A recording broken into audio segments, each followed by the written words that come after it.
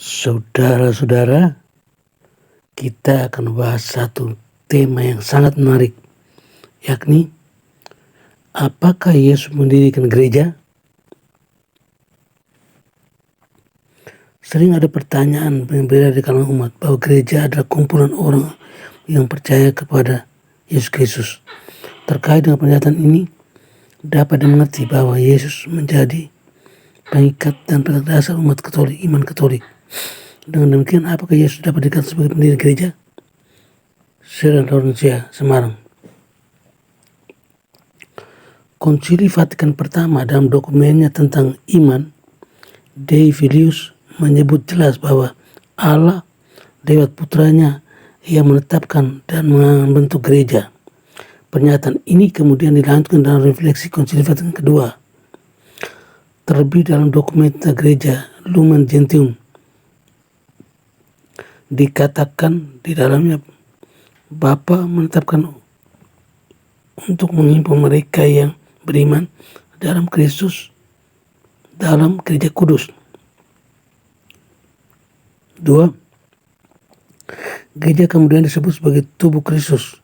Gereja karena didirikan oleh Yesus Kristus sebagai tubuhnya untuk melanjutkan karya penyelamatannya, maka gereja ada dan nyata dalam Kristus. Gereja hidup hanya karena Dia, di dalam Dia, dan oleh karenanya. Gagasan dasarnya adalah tentang karya keselamatan Allah yang terlaksana dalam diri Yesus Kristus. Kristus kemudian mendirikan gerejanya untuk meneruskan pelaksanaan atau perwujudan karya keselamatan tersebut. Tidak mengherankanlah kalau gereja disebut sebagai gereja Kristus. Memang, panggilan dasar gereja adalah untuk membangun hidup semakin menyerupai Kristus. Gereja karenanya hidup pertama-tama dan terutama dari Kristus. Bagai ranting bergantung dan hidup dari pohon anggur. Gereja menjadi benih dan awal mula dari kerajaan Allah yang kepenuhannya ada dalam diri Yesus Kristus. Sebagai gereja Kristus, gereja diutus untuk menjadi garam dan terang dunia kepada semua umat manusia, menjadi sakramen keselamatan bagi semua. Pernyataan bahwa gereja didirikan oleh Yesus oleh Vatikan kedua diperlihatkan pula dengan bagaimana Roh Kudus menguduskan, menuntun serta menyerupai gereja, sehingga gereja disebut sebagai Kanisa Roh Kudus. Roh Kudus menuntun gereja pula untuk terus-menerus memperbaiki diri agar semakin pantas menjadi tubuh Kristus, mewartakan dan mengikutinya bagi karya keselamatan Allah. Oleh karena itu, gereja dikatakan sebagai umat yang disatukan berdasarkan kesatuan Bapa dan Putra dan Roh Kudus. Gereja berasal dari cinta kasih Bapa yang kekal, didirikan oleh Kristus penerus dan dihimpun dalam Roh Kudus. Di dalam Injil Matius dikisahkan bagaimana Kristus mendirikan gerejanya di atas batu karang, yakni Petrus. Di satu sisi, kisah ini menunjukkan bahwa bukan Petrus dan para rasul yang mendirikan gereja. Memang diperlihatkan bahwa gereja didirikan di atas batu karang, namun Yesus sendiri mendirikannya. Dia yang meletakkan dasarnya.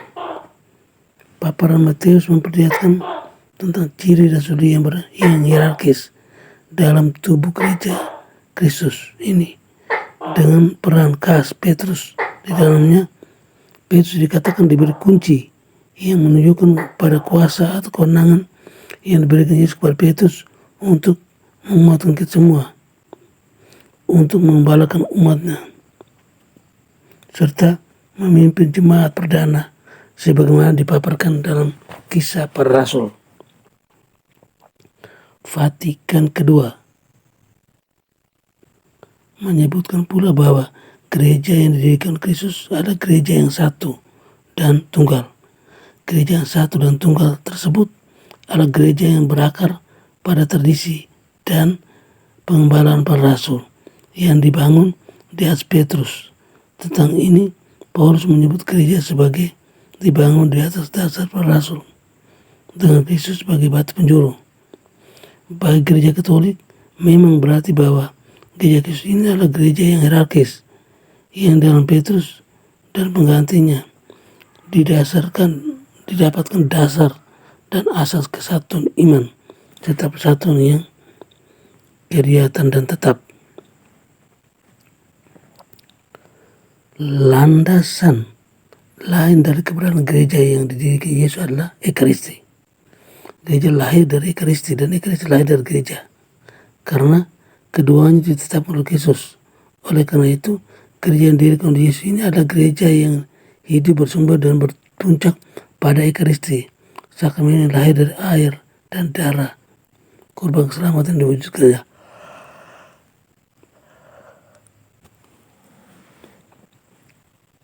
Di dalam gagasan tersebut diperlihatkan bahwa bagi gereja Katolik, gereja ini didirikan sendiri oleh Yesus Kristus, bukan oleh upaya manusia, betapapun para rasul.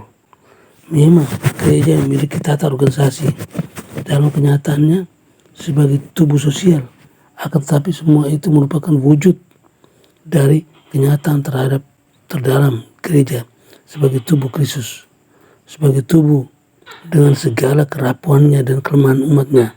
Gereja selalu dipanggil untuk membaharui diri terus-menerus agar semakin hidup menyerupai Kristus Yesus, sungguh menjadi gereja Kristus.